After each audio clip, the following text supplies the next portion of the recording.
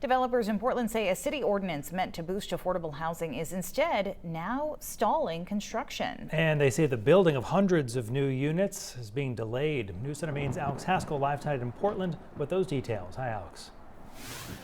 Hi, Brian and Amanda. Well, it's called the inclusionary zoning ordinance, and some developers say it's doing the opposite of what voters intended, making many housing projects just too expensive to move forward with.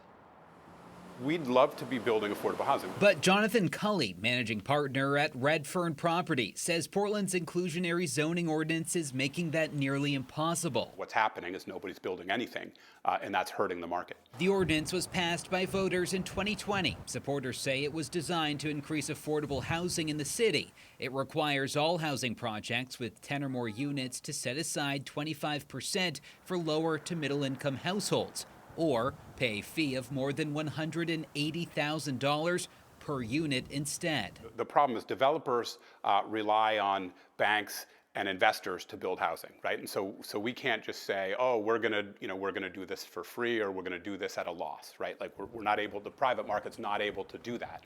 Cully says Redfern Properties has about 1,000 units in Portland, but another 1,000, including a 327-unit complex planned for Washington Avenue, are on hold because the ordinance makes them too costly to build. But we haven't actually seen that much housing come online from the 25%.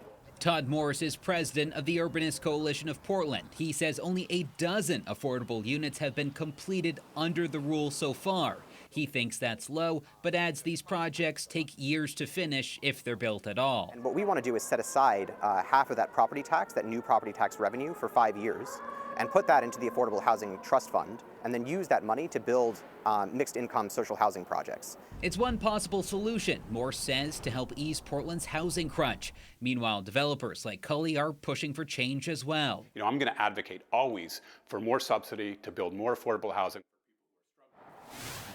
Both men say the city has hired a consultant to evaluate whether the ordinance is achieving its goals, and because of how the policy is written, next year is the earliest it can be changed. Brian, Amanda. Alex Haskell live in Portland tonight with some of the ongoing housing challenges in our state. Alex, thank you.